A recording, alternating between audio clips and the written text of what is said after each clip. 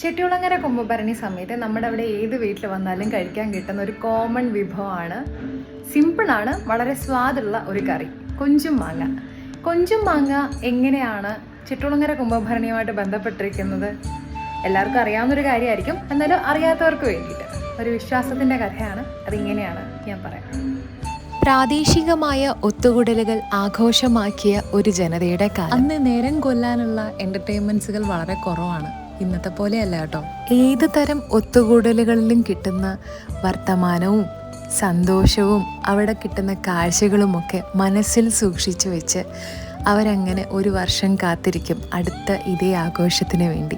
അങ്ങനെ ഒരു ദിവസം കുംഭമാസത്തിലെ ഭരണി നാളിൽ നടന്ന ഒരു കഥയാണിത്. ഒരു വീട്ടമ്മ തൻ്റെ വീട്ടിലെ പണികൾ മുഴുവനും വേഗം കഴിച്ചുകൂട്ടി വെക്കാനുള്ള ധൃതിയിലായിരുന്നു അന്ന്. പാടത്ത് പണിക്ക് പോയ തൻ്റെ ഭർത്താവ് ഉച്ചയ്ക്ക് ഭക്ഷണം കഴിക്കാൻ വരുമ്പോൾ കൊഞ്ചുമാങ്ങാക്കറി കൂട്ടി ഭക്ഷണം കൊടുക്കാനായിരുന്നു അന്ന് അമ്മ തീരുമാനിച്ചത്. അങ്ങനെ ധൃതി പിടിച്ച് ഭക്ഷണം പാകം ചെയ്യുന്ന സമയത്താണ് അമ്മ ദൂരെ നിന്നും ആ ശബ്ദം കേട്ടത്. ചെട്ടികുളങ്ങര അമ്പലത്തിലേക്ക് പോകുന്ന കുത്തിയോട്ട ഘോഷയാത്രയായിരുന്നു അത്. തൻ്റെ വീടിൻ്റെ മുറ്റത്ത് ഘോഷയാത്ര എത്താറായി എന്നുള്ള ഒരു അറിവ് കിട്ടിയപ്പോഴേക്കും അമ്മയ്ക്കാണെങ്കിൽ ആകെ ധൃതിയായി.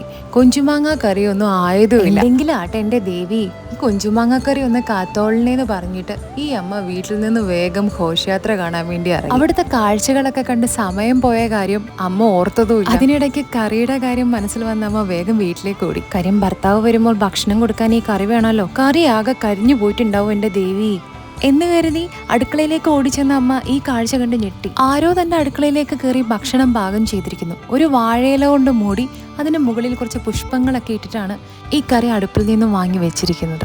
ഇതാരാ ഇപ്പോൾ എന്നെ ഇങ്ങനെ സഹായിക്കാൻ എന്ന് വിചാരിച്ച അമ്മയുടെ മനസ്സിലേക്ക് ഒരു അശരീരി പോലെ ഒരു ശബ്ദം കേട്ടു. നീ എന്നെ ഏൽപ്പിച്ചിട്ടല്ലേ പോയത്, അപ്പോൾ ഞാനത് നോക്കാതിരിക്കോ? ഒരു പാവം വീട്ടമ്മയ്ക്ക് ചെട്ടികുളങ്ങര അമ്മയിൽ നിന്നുണ്ടായ ഈ അനുഭവ കഥ പിൽക്കാലത്ത് ഏറെ പ്രചാരത്തിലായി. പിന്നീടുള്ള കുംഭഭരണി നാളിൽ കൊഞ്ചുമാങ്ങക്കറി ഒഴിച്ചുവിടാൻ പറ്റാത്ത ഒരു വിഭവമായി മാറി. തൻ്റെ ഭക്തരുടെ അല്ലെങ്കിൽ തൻ്റെ മക്കളുടെ ഏതൊരു ചെറിയ ആവശ്യത്തിന് പോലും ഓടിയെത്തുന്ന ഞങ്ങളുടെ ചെട്ടികുളങ്ങര അമ്മയുടെ ഒരു കഥ മാത്രമാണിത്.